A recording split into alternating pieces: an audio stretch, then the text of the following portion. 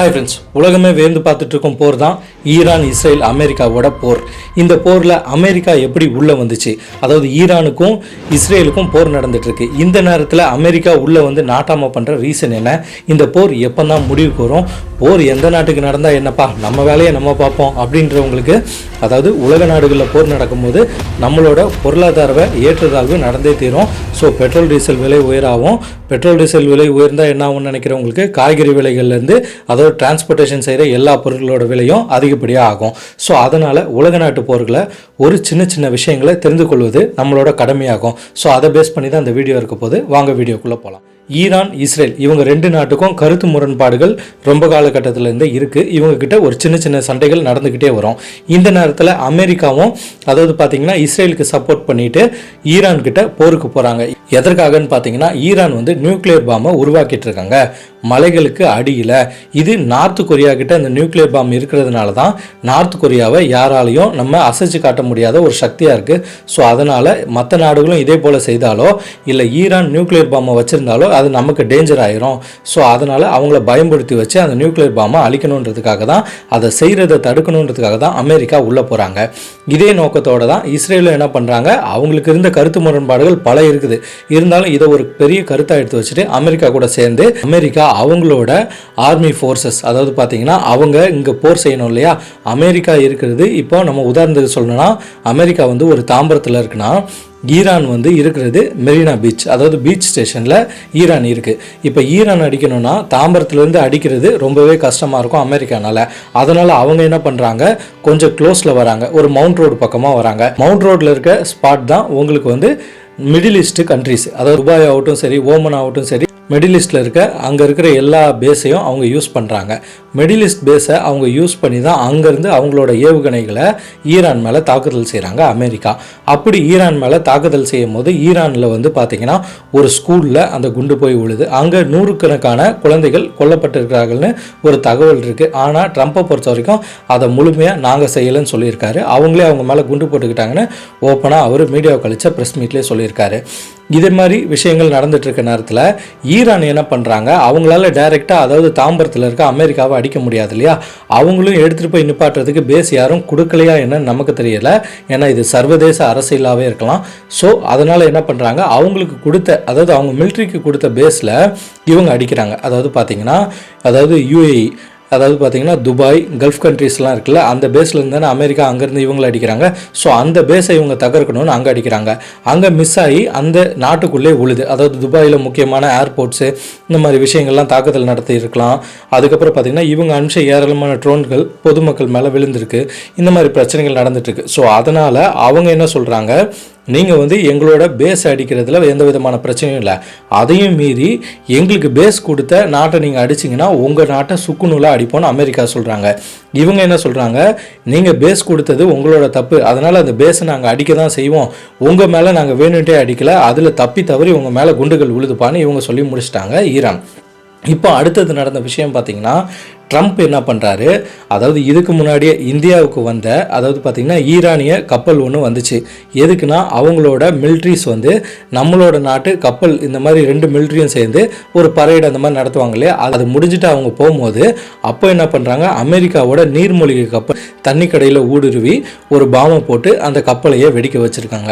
So அதுக்கு Trump என்ன சொல்கிறாரு, நாங்கள் போரில் இருக்கோம், ஸோ நீங்கள் இந்தியாவோட நீங்கள் அந்த மாதிரி என்னது மிலிட்ரி பரேடு செய்துட்டு வந்தாலும் சரி, அது ஒரு போர் கப்பல் அங்கே போனது, அதனால் அதை நாங்கள் அடித்தோம், இன்டர்நேஷ்னல் வாட்டரில் தான் அடித்தோம்னு சொல்லிட்டு ட்ரம்ப் சொன்னார். ஆனால் இது எந்த விதத்துலையும் ஒரு நியாயமான விஷயம் கிடையாது. ஏன்னா ஒரு நட்பு நாடை தேடி இங்கே வராங்க.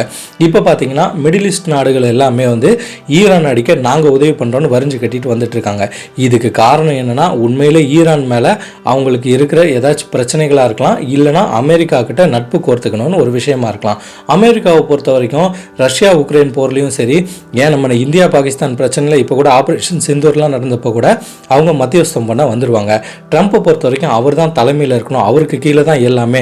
ஏன்னா அவர்கிட்ட தான் பணம் இருக்குது, உயர்ந்த ஆர்மி இருக்குது, எல்லாமே இருக்குது. அதனால் மற்ற நாடுகள்லாம் நான் சொல்கிறது தான் கேட்கணுன்ற ஒரு குணம் படைத்தவராக இருக்கார். ஸோ இந்த நேரத்தில் இந்தியா எப்படி இருக்குன்னு பார்த்தீங்கன்னா நம்ம வழக்கம் போல் நியூட்ரலாக தான் இருக்கும். ஏன் இந்தியா நியூட்ரலாக இருக்கணும், ஏன் இந்தியாவும் போருக்கு போகக்கூடாதுன்னு கேட்குற சில நண்பர்களுக்கு, போருக்கு போனால் எந்த நாட்டுக்குமே அடி பயங்கரமாகவே இருக்கும். அதாவது நம்ம எந்த அளவுக்கு ஆயுதத்தை வச்சுருந்தாலும் சரி, எதிரி நாட்டு மேலே செலுத்தினாலும் சரி, நம்ம மேலேயும் குண்டுகள் பட தான் செய்யும். சண்டையில் கிளியாத சட்டை எது தாங்க. ஸோ அதனால தான் இந்தியா எப்போவுமே நியூட்ரலாகவே இருந்துக்கிட்டு இருக்கு. ஸோ போரை தவிர்க்கிறது தான் இந்தியாவோட பிரதான சிந்தனையாகவே இருக்கும். இப்போ பார்த்தீங்கன்னா இதுக்கு மாற்றாக ஸ்பெயின்லேருந்து ஒரு ஆதரவு குரல் வந்திருக்கு. அதாவது பார்த்தீங்கன்னா ஸ்பெயினில் பார்த்தீங்கன்னா ஈரான் மேலே நீங்கள் போர் தொடுத்துக்கலாம், பட் ஆனால் எங்கள் பேஸை நீங்கள் யூஸ் பண்ணக்கூடாதுன்னு அமெரிக்கா கிட்ட சொல்லிட்டாங்க. ஏன்னா இவங்களோட பேஸும் தான், அதாவது அந்த சுற்றி இருக்க பார்டர் லேண்டாக இருக்கும், அந்த லேண்ட்லேருந்து நீங்கள் ஈரானை அடிக்க வேண்டாம். ஏன்னா ஈரான் திருப்பி அடிக்கும் போது இந்த பேஸ் மட்டும் இல்லாமல் எங்களோட மக்களும் எங்களோட நாடும் பாதிக்கப்படலாம். ஸோ எங்கள் பேஸை நீங்கள் ஒருபோதும் பயன்படுத்தாதீங்கன்னு திட்டவட்டமாக சொல்லிட்டாங்க. அடுத்தது பார்த்தீங்கன்னா முக்கியமான விஷயம், இப்போ ஈரான்லேருந்து எல்லா நாட்டுக்கும், ஈரான்னால எண்ணெய் வளம் மிகுந்த நாடு தான் ஈரான். ஈரானை பொறுத்த வரைக்கும் எந்த நாடும் அவங்களுக்கு ஹெல்ப் பண்ணலனாலும் அவங்களோட எண்ணெய் வளத்தை வச்சுக்கிட்டு அதை வச்சு அவங்க காசு பார்க்கலாம், அவங்க பொருளாதாரத்தில் முன்னேறி வரலாம். ஸோ அதனால் அவங்களோட நாட்டில் இருக்க எண்ணெய் வளம் பற்றாதுன்னு பிற நாடுகளில் இருந்து எண்ணெய் வளம் வாங்கிட்டு வேறு நாடுகளுக்கு போகிற கப்பல்கள் அவங்களோட, அதாவது பார்த்திங்கன்னா ஒரு குறுக்கு சந்துன்னு சொல்லலாம், அதாவது கடலுக்குலேருந்து ஒரு ரூட்டு மற்ற நாட்டுக்கு போகிறதுக்கு அந்த ரூட்டில் ஒரு சின்ன ரூட்டாக தான் இருக்கும், அந்த ரூட்டில் தான் எல்லா கப்பலும் பயணிக்கணும். ஸோ அப்படி பயணிக்கிற கப்பலை ஈரான் ஸ்ட்ரிக்டாக என்ன சொல்லிட்டாங்க, நாங்கள் அடி வாங்குறத எல்லா நாடுகளும் பார்த்துட்டு தானே இருக்கீங்க, எங்களுக்கு ஒரு பயிலும் சப்போர்ட் பண்ணல, ஸோ எங்களோட வாட்டர் லேண்டுக்குள்ளே நீங்கள் வராதிங்கன்னு திட்டவட்டமாக சொல்லிட்டாங்க. இது நியாயம் தானேங்க. ஏன்னா அவங்க பெரிய போரில் இருக்காங்க. ஸோ மற்ற நாடுகள்லாம் அவங்களுக்கு உதவி பண்ணலை. இருக்கிற யூஏஇ, அதாவது பார்த்திங்கன்னா இருக்கிற பேஸில், அதாவது மற்ற லேண்ட்லேருந்து அமெரிக்கா இங்கே இவங்களை அடிச்சிட்ருக்கு பார்டர் லேண்டில். ஸோ அந்த நாடுகள்லாம் பார்டரை கொடுத்துருச்சு. கேட்டால் நாங்களாப்பா அவங்கள அடிக்கிறோம், எங்களோட பார்டரை தான் அவங்க யூஸ் பண்ணுறாங்கன்னு சொல்லிட்டாங்க. ஸோ இவங்களுக்கு பக்கபலமாக எந்த நாடும் கிடையாது. ஒரே ஒரு நாடு, அதாவது சிங்கிளாக நின்று அத்தனை பேர் அடிச்சிட்ருக்காங்க, அத்தனை நாடுகளோட பேஸ் அடிச்சிட்ருக்காங்க ஈரான். ஸோ ஈரானுக்கு யாருமே சப்போர்ட் பண்ணலன்றதுக்காக இந்த வாட்டர் வழியாக நீங்கள் யாருமே உங்கள் கப்பல்களை கொண்டுட்டு போகக்கூடாது அப்படின்னு ஸ்ட்ரிக்டாக சொல்லிட்டாங்க. ஸோ சைனா என்ன பண்ணிட்டாங்க, நடுவில் ஆயுதம் வழியாக சப்போர்ட் பண்ணலனாலும், அதாவது சைனா ஒருபோதும் ஈரான் மேலே எந்த பிரச்சனைக்கும் வராதுன்ற மாதிரி ஒரு நட்பு கருத்தை கொடுத்துட்டாங்க. அதனால் ஈரான் என்ன பண்ணிட்டாங்க, சைனாவோட ஷிப்பை மட்டும் போகிறதுக்கு அனுமதி செஞ்சுட்டாங்க. உலக நாடுகளே அமைதியாக இருக்கும்போது நீ ஒருத்தனாச்சும் எனக்கு ஒரு சப்போர்ட்டிவாக ஒரு குரல் கொடுத்தியப்பான்னு சைனாவோட ஷிப் மட்டும் அந்த வழியாக பாஸ் ஆகிட்டு இருக்கு. இந்த நேரத்தில் அமெரிக்கா என்ன சொல்லிட்டாங்க, அவன் சொல்கிறான்ப்பா நீங்கள் போங்கப்பா பார்த்துக்கலாம் அப்படின்ற மாதிரி எப்போவுமே தலைமை எப்போவுமே கோளாறாக தானே பேசுவார். அதே மாதிரி கோளாறாக பேச போக சில பல ஷிப்புகள் அங்கே கிராஸ் ஆக, அங்கே அந்த சில பல ஷிப்புகளுக்கு அடி பலமாக உள்ள, அதோட அந்த இடத்துல ஷிப்பு எல்லாம் கிராஸ் பண்ணாமல் நின்றுட்டுருக்கு.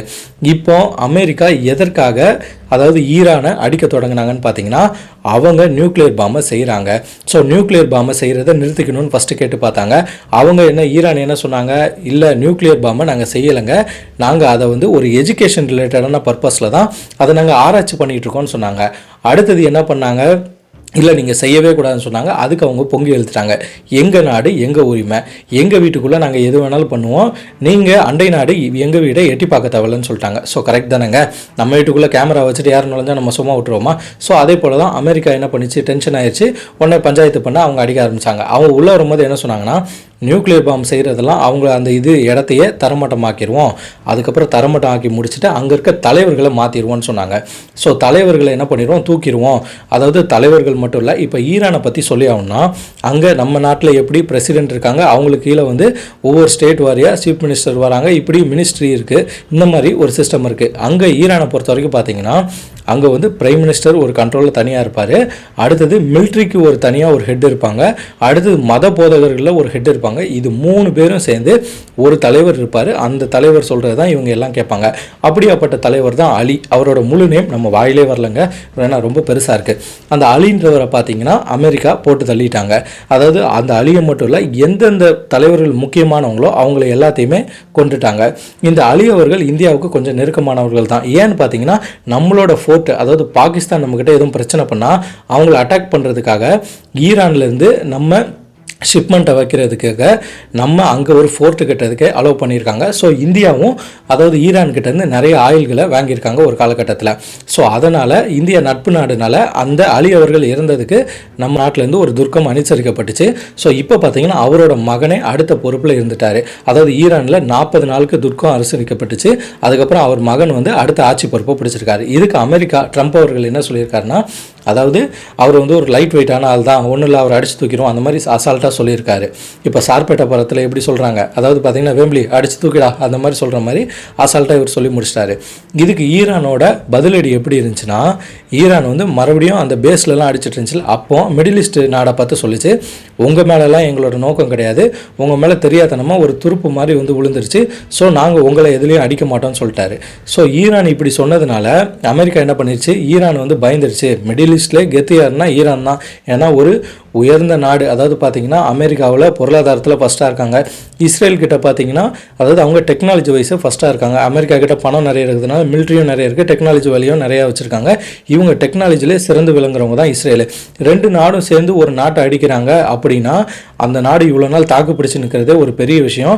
இன்னொன்று பார்த்தீங்கன்னா அந்த நாடு போயிட்டு மற்ற மிடில் ஈஸ்டெல்லாம் உங்களோட பேஸை தவிர மீது எந்த இடத்தையும் நாங்கள் அடிக்க மாட்டோம்னு சொன்னது பயந்துட்டாங்க அப்படின்ட்டு நம்ம ட்ரம்ப் சொல்லிட்டாரு. ட்ரம்ப் சொன்னதை பார்த்த ஈரான் வந்து ரொம்பவே கடுப்பாயிட்டு அவங்க என்ன பண்ணிட்டாங்க, ஆப்போசிட்டில் அவங்க இருந்த அவங்களோட எண்ணெய் வளம், அதாவது பார்த்தீங்கன்னா இப்போ அரபு கண்ட்ரிலெலாம் பார்த்தீங்கன்னா அந்த இடத்துல எங்கேயுமே தண்ணி பற்றாக்குறை இருக்கும். ஏன்னு கேட்டிங்கன்னா அங்கே ஆயில் தான், அதாவது நம்ம ஊரில் போர் போட்டால் தண்ணி வரும், ஆனால் அந்த ஊர்லலாம் போர் போட்டால் ஆயில் தானே வரும். ஸோ அந்த ஆயிலை வச்சு தான் அவங்க என்ன பண்ணுறாங்க, கடல் நீரை சுத்திகரித்து குடிநீராக மாற்றுறாங்க. ஸோ நீங்கள் குடிநீர் தயாரிக்கிற அந்த ஆயில் வளத்தை அழிச்சா எல்லாருமே பயம் காட்டுவாங்கல்ல, அதாவது இந்த ஆயில் வளத்தை அழிச்சா அமெரிக்கா நடுங்கும்ல, அதாவது நட்பு நாடான பேஸ் கொடுத்த நாட்டுக்கு பிரச்சனை வரும் தருவாயில் இவங்களும் அந்த இடத்துல இந்த மாதிரி பிரச்சனை இருக்குது, இது ரொம்ப இம்பார்ட்டண்டான பிரச்சனைன்னு சொல்லுவாங்கன்ட்டு அந்த இடத்துல அடித்தாங்க. அதுக்கு மாற்றாக அமெரிக்காவும் அதுக்கு முன்னக்கூட்டியே அதாவது இவங்களோட ஆயில் பேஸை அடித்தாங்க. எண்ணெய் வளத்தை பொறுத்த வரைக்கும் ஒரு லேவுட்டில் அடித்தாலே சுற்றி இருக்க எல்லா லேவுட்டும் பாஸ் ஆகி சுத்தமாக பிளாஸ்ட் ஆயிரும். ஸோ அதனால தான் இப்போ ஒரு நாளைக்கு முன்னாடி கூட அதாவது வந்து கருப்பு மழை பெய்தது, அதாவது ஆயில் மழை பெய்ததுன்னு ஒரு செய்தி வந்துகிட்டு இருந்துச்சு. அது எதுக்காகன்னு பார்த்தீங்கன்னா இந்த ஆயில் வளத்தை அவங்க அடித்ததுனால அந்த புகைகள்லாம் மேலே வானத்தில் போயிட்டு அது ஒரு கிளவுட்ஸாக மாறிடுச்சு, மேகங்களாக மாறி சூரியன் உதயத்தாகப்போ அந்த வெயிலில் அந்த மேக கூட்டங்கள் கரைஞ்சி அது ஒரு கருப்பு புகை மாதிரி ஒரு மழை மாதிரி பெய்ய ஆரம்பிச்சிச்சு. ஸோ இப்படி தான் இன்றைக்கி போர் நடந்துகிட்ருக்கு. இந்த நேரத்தில் எல்லா நாடும் வந்து மிடில் ஈஸ்ட் நாடெல்லாம் அமெரிக்காவுக்கு சப்போர்ட் பண்ணுது. ஒரு சில நாடுகள்லாம் சப்போர்ட் பண்ண முடியாட்டியும் நியூட்ரலைஸாக போயிட்டுருக்கு. இந்த போர் எப்போ தான் முடிவுக்கு வரும்ன்ட்டு அது நம்ம இந்தியா கூட இந்த போரை சீக்கிரம் முடிங்க, ஏன்னா பொதுமக்களோடு சரி நிறைய பேர் வந்து இறப்பு கூடாது அப்படின்னு. ஏன்னா நம்ம இந்தியர்களாகட்டும் சரி, குறிப்பாக சொல்லணும்னா நம்ம தமிழர்களும் மலையாளிகளும் அதிகமாக வசிக்கிற இடமே மிடில் ஈஸ்ட் தான். ஏன்னா வேலைக்காக அங்கே போய் தங்கினவங்க நிறைய பேர் இருக்காங்க. அதாவது துபாய் ஆகட்டும் சரி, அபுதாபி ஆகட்டும் சரி, இது மாதிரி அரப் கண்ட்ரியில் நிறைய பேர் நம்மளோட இந்தியன்ஸ் இருக்காங்க. ஸோ யாருக்குமே எந்த விதமான பிரச்சனை வரக்கூடாதுன்னு தான் நம்ம இந்தியாவோட ஸ்டாண்டு. இதே மாதிரி நிறைய நாடுகள் ஸ்டாண்ட் செய்திருக்காங்க. ஸோ இப்போ நமக்கு இதனால் என்னென்ன சிக்கல்கள் வரும்னு பார்த்தீங்கன்னா, அதாவது இவங்க ஆல்ரெடி செஞ்ச போர்னால எண்ணெய் வளம் நிறைய பாதிக்கப்பட்டிருக்கு. ஸோ நம்மளுக்கு எண்ணெய் தர ஏதாச்சும் ஒரு நாடுகள் நம்மக்கிட்ட விலை உயர்வு செய்யலாம். ஏன்னா ஷிப்மெண்ட் இருக்குது, இந்த போர் நடந்துகிட்ருக்கு, விமானங்கள் வந்து சரியாக பாஸ் செய்ய முடியாது, கரும் புகைகள் இருக்கும். ஸோ ஒரு நாட்டிலேருந்து இன்னொரு இடம் அதாவது ஷிப்மெண்ட் செய்யும் போது அந்த இடத்துல டிலே ஏற்படலாம். இதனால் பொருளாதாரம் அதிகமாக உயர்றதுக்கு வாய்ப்பு இருக்குது. கேஸு, பெட்ரோலு, டீசலு எல்லாமே உயரும். இதன் உயர்வால் காய்கறிகள் விலை, பழங்களின் விலை, அதாவது டிரான்ஸ்போர்ட்டில் என்னென்ன பொருட்கள்லாம் எடுத்துகிட்டு வந்து வியாபாரம் பண்ணுறாங்களோ எல்லா பொருட்களும் விலையும் கணிசமாக ஏறிக்கிட்டே போகும். ஸோ அதனால தான் போர் வந்து எந்த நாட்டிலையுமே நடக்கக்கூடாதுன்றது இந்தியாவோட ஒரு பொது கருத்தாகவே இருக்குது. எந்த போருமே யாருமே வெற்றி பெற்றதாக ஈடாகாது. ஏன்னு பார்த்தீங்கன்னா நியூக்ளியர் பாம்போட பவர் உங்களுக்கு ஹிரோஷிமா, நாகசாகி ஜப்பானில் நடந்த போரே உங்களுக்கு சாட்சியாக இருக்கும். அந்த போருக்கு அப்புறம் ஜப்பானியர்கள் எப்படி மாறிட்டாங்கன்னா புது யுகத்தை நோக்கி பயணிக்க ஆரம்பிச்சிட்டாங்க. அதாவது டெக்னாலஜிக்கல் வைஸும் சரி ரொம்பவே சைலண்ட்டானவங்க. ஜப்பானியர்கள்கிட்ட போயிட்டு நீங்கள் பேசுனீங்கன்னா அவங்க மாற்றாக உங்களுக்கு பேச்சு கூட கொடுக்க மாட்டாங்க, பிஸியாகவே ட்ராவல் பண்ணி போயிட்டு இருப்பாங்க. ஏன்னா அவங்களோட வேலைகளை மட்டும்தான் அவங்க பார்ப்பாங்க. எந்த விதமான போர் சார்ந்த விஷயத்துலையும் அவங்க தலையிட மாட்டாங்க. அதுக்கு மாற்றாக அவங்க புது புது கண்டுபிடிப்புகளை செய்கிறதும் அவங்களோட நாட்டை சுத்தமாக வச்சுக்கிறதையும் அவங்களோட மூளைகள் ஒர்க் ஆகிட்டுருக்கு. சில பேர் அதாவது பார்த்திங்கன்னா நான் தான் கெத்து, நான் தான் இந்த உலக நாடுகளே தலைவனாக இருப்பேன்னு நினைக்கிற சில பேர்கள், அதாவது பார்த்திங்கன்னா குறிப்பாக சொல்லணும்னா நம்ம தலைவர் ட்ரம்ப்பை மாதிரி இருக்கிறவர்கள்னால நிறைய போர்கள் வந்து உருவாகுது. ஒரு நாட்டுக்குள்ளே அவங்க போகும்போது தீவிரவாதத்தை ஒழிக்கிறோம், அந்த நாட்டில் இருந்த பிரச்சனைகள் தலைவர்கள் சரியில்லைன்ட்டு இவங்க போயிட்டு பஞ்சாயத்து செய்கிறாங்க. அதை ஒழிச்சதுக்கப்புறமா அந்த நாட்டை விட்டு வரமாட்டேன்றாங்க. அந்த நாட்டோட வளங்களையே ஃபுல்லாகவே சூறையாடப்படுது. ஸோ ட்ரம்ப்பை பொறுத்த வரைக்கும் அவரோட நிலைப்பாடு இந்த போரில் எப்படி இருக்குன்னா, ஃபைனலாக அவர் ஈரானுக்குள்ளே போனதுக்கு காரணம் நியூக்ளியர் பாம்பை அவங்க செய்ய விடாமல் தடுக்கிறதுக்காக. ஏன்னா நார்த் கொரியா மாதிரி அவங்க ஒரு பெரிய சக்தியாக வளர்ந்துடக்கூடாது, நியூக்ளியர் பாம்பை வச்சு மிரட்டுவாங்க, அதனால் நம்ம தான் கிங்காக இருக்கணும்னு உள்ளே போனார். அங்கே இருக்கிற அதாவது பார்த்திங்கன்னா அங்கே இருக்க தலைவர்கள் லீடர்ஸை வந்து ஃபுல்லாகவே அழிச்சிட்டு புதுசாக மக்களை புரட்சி செய்த வச்சு மக்கள்லாம் ஒரு அரசியலை தேர்ந்தெடுக்கணும், அது வந்து நம்ம கட்டுப்பாட்டில் இருக்கணும், இஸ்ரேல் கட்டுப்பாட்டில் இருக்கணும், இஸ்ரேல் நம்ம சொல்கிறத கேட்கணும்னு உள்ளே போனார். இப்போ அந்த நாடு அதாவது ஈரான் பார்த்திங்கன்னா இன்னும் 6 மாதத்துக்கு உங்களை திரும்பி அடிக்கிறதுக்கு உண்டான வல்லமை எங்ககிட்ட இருக்குது, நாங்கள் அழிஞ்சு தான் போவோம், பட் ஆனால் இருந்தாலும் உங்களுக்கு திருப்பி அடிக்கிற அடி பலமாக இருக்கும் அப்படின்னு சொல்லியிருக்காங்க. ஸோ இப்போ ஃபைனலாக இந்த போரோட சூட்சமங்கள் பார்த்திங்கன்னா இந்த வியூகங்கள் எப்படி போய் முடிய போகுதுன்னு ஒரு ஃபைனல் உரையாக நம்மளோட தோன்றதன் அடிப்படையில் நிறைய வல்லுநர்கள் பேசின ஸ்பீச்செல்லாம் கேட்டு ஒரு முடிவு செய்தார். ஈரானுக்கு அழிவு எப்படி இருந்தாலும் கட்டாயம் ஆக்கப்பட போகுது. ஏன்னா அமெரிக்கா பெரு வல்லமை படைத்த நாடு, அமெரிக்காவை யாருனாலையும் அடிச்சுக்க முடியாது, உண்மைதான். ஏன்னா அவங்க கிட்ட தான் பெரிய அளவில் ஆர்மி ஃபோர்ஸஸ் இருக்குது, ஷிப்ஸ் இருக்குது. அடுத்தது இஸ்ரேல் கிட்ட பெரிய அளவில் டெக்னாலஜிகள் இருக்குது, இதை வச்சு அவங்க நல்லாவே அட்டாக் பண்ணிடுவாங்க.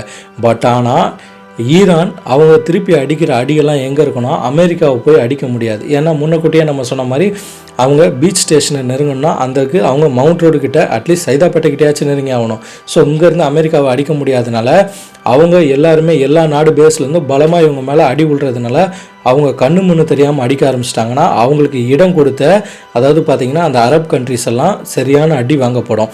அதாவது பேஸில் மட்டும் அவங்க போடுற குண்டு விழாது, அதுக்கு மாற்றாக முக்கியமான தளங்கள் பொதுமக்கள் இருக்கிற இடத்துலையும் அந்த குண்டு மலைகள் பெய்யறதுக்கு அதிகப்படியான வாய்ப்பு இருக்குது. ஸோ அமெரிக்கா எந்த அளவுலையும் இந்த போரில் வந்து பாதிக்குதோ இல்லையோ, மெயினாக அமெரிக்காவால் அவங்க நட்பு கரம் நீட்டின அந்த பேஸ் கொடுத்த நாடுகள் இதில் நிறைய ஆபத்துக்களை சந்திக்க நேரிடலாம், அவங்களோட நாடோட வளங்கள் கெட்டு போகலாம். ஸோ போர் வந்தால் எப்போவுமே இதுதான் பிரச்சனைன்றதுக்காக நம்ம நாடு நியூட்ரலைஸாக போயிட்டுருக்குங்க. இப்போ பார்த்துட்ருக்க நண்பர்கள் எல்லாமே கமெண்ட் பாக்ஸில் பதிவிடுங்க, இந்த போர் நியாயம் தானா, இதே போன்ற பிற நாடுகள் போர் நடந்தால் மக்களோட நிலைமைகள் என்ன ஆகும்னு உங்கள் மனசுக்குள் தோன்ற எண்ணத்தை மறக்காமல் நம்ம கமெண்ட் பாக்ஸில் போடுங்க. ஓகே நண்பர்களே, இதே போன்ற வீடியோஸுக்கு இந்த மிதுன் ஸ்டோரி சேனலை சப்ஸ்கிரைப் பண்ணுங்கள், ஷேர் பண்ணுங்கள், லைக் பண்ணுங்கள். நீங்கள் பண்ணுற ஒவ்வொரு ஷேரு, சப்ஸ்கிரிப்ஷன், லைக்கில் மட்டும்தான் எனக்கு அடுத்தடுத்த வீடியோ போஸ்ட் பண்ணுறதுக்கு உந்துதலாக இருக்குன்றதை என்றைக்குமே மறந்துடாதீங்க. நான் உங்கள் மிதுன், அடுத்த காணொளியில் சந்திக்கலாம். பாய்.